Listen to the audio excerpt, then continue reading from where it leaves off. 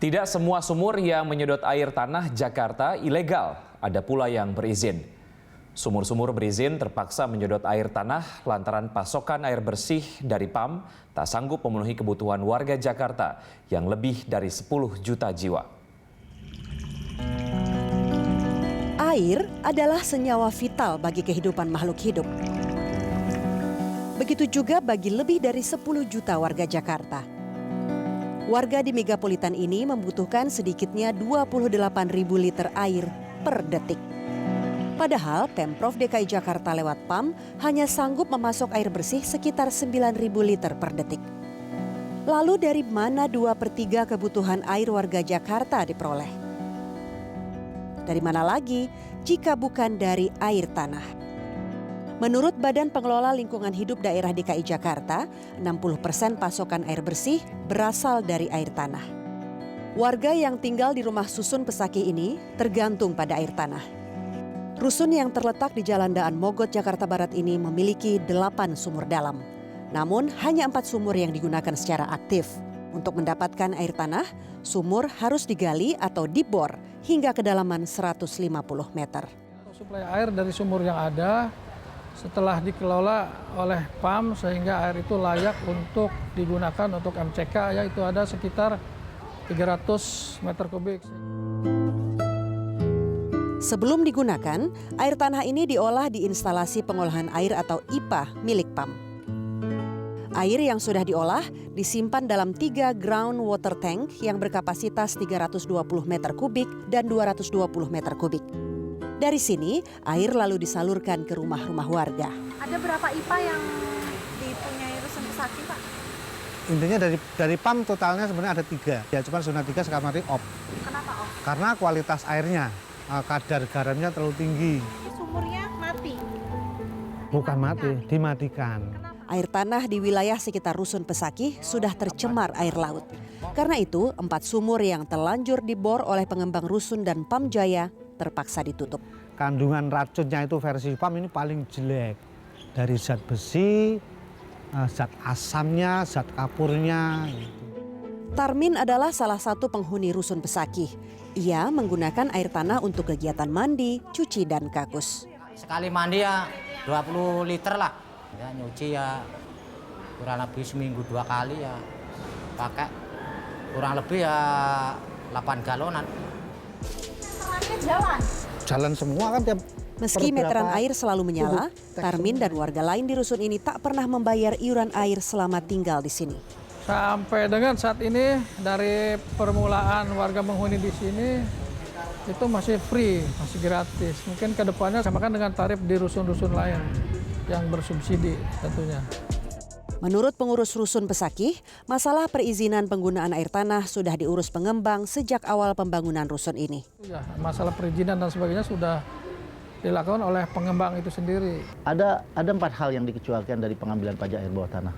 Ya, yang dikecualikan dari pajak. Yang pertama, pemanfaatan dan atau penggunaan air tanah buat kebutuhan rumah tangga. Yang kedua, pengambilan dan pemanfaatan air untuk kepentingan pemerintah pusat dan pemerintah daerah. Yang tiga, pengambilan dan pemanfaatan air untuk kebutuhan perikanan dan perkebunan dan juga sawah. Yang keempat, dan saya yakin semuanya setuju, pengambilan dan pemanfaatan air yang dikecualikan tadi untuk kebutuhan pemadam kebakaran. Nggak mungkin dipajakin 4 hal ini. Nah mungkin yang rusun nanti kita bisa kategorikan kalau memang semata-mata hanya untuk kebutuhan rumah tangga, itu termasuk hal yang dikecualikan. Penggunaan air tanah secara tepat dipraktikkan Gedung Dana Pensiun Pertamina di kawasan Tugu Tani, Jakarta Pusat. Gedung ini punya 2 sumur air tanah dan sumur yang menyedot air tanah ini berizin. Pengelola gedung hanya menggunakan sumur tadi sebagai cadangan bila air PAM bermasalah. Kalau misalnya PAM kecil, itu baru kita pergunakan air bawah tanah. Itu pun kadang-kadang sebulan hanya 50 kubik. Alasan lain, karena harga air tanah mahal, pihak gedung lebih memprioritaskan air PAM. Ini kan kita pemakaiannya 59 kubik ya kan. Hasilnya jadi 1.200.257 lah kita bayar ini. Air tanah memang menjadi andalan bagi warga Jakarta. Masalahnya, kualitas air tanah di wilayah Jakarta belakangan makin kritis. Balai Konservasi Air Tanah BKAT Kementerian ESDM mencatat 80% air tanah yang ada di Jakarta dan sekitarnya tidak memenuhi standar kualitas air minum. Untuk mengecek kondisi muka air tanah di suatu wilayah, BKAT mengandalkan sumur pantau. Di daerah Cekungan Jakarta, tersebar 14 sumur pantau milik BKAT. Sumur pantau dengan otomator water level. Dan untuk mengukur muka air tanah secara otomatis dan periodik. Dari sini dibuatkan server nanti ke internet, dari internet nanti ke komputer di kantor. Dengan sumur pantau ini, BKAT bisa mengetahui eksploitasi air tanah di daerah itu. Kondisi yang paling memprihatinkan di mana? Muka air Itu tanah. sekitaran Tangerang, Bintaro, Pesanggerahan. Itu penurunannya Itu kita data kemarin tercatat 40 meter dari permukaan tanah. Industri perusahaan yang ngambil eksploitasi air sehingga ya pengambilannya lebih banyak, sedangkan air tanah yang masuknya sedikit. Sejumlah geolog di BKAT juga memantau air tanah dengan metode survei aquifer atau lapisan bumi yang mengandung air tanah. Misalnya, batuan ini yang dihasilkan dari pengeboran di wilayah Pasar Minggu, Jakarta Selatan dengan kedalaman 50 hingga 300 meter. Ini namanya coring, jadi kita nanti diperiksa batuannya, dideskripsi istilah geologinya, mulai dari warna, kandungan mineral, ukuran butir, hingga porositas dan impermeabilitasnya. Nah, di situ dapat ditentukan batuan ini mengandung air atau tidaknya.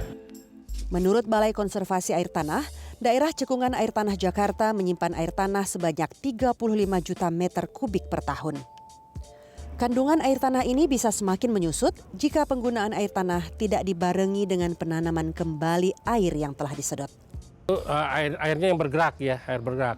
Kemungkinan ke depan itu kan bisa fluktuatif. Tergantung nanti dari daerah resapannya sendiri dan dari nanti kondisi dari iklim curah hujannya kan itu nanti ada masukannya dari curah hujan. Ya.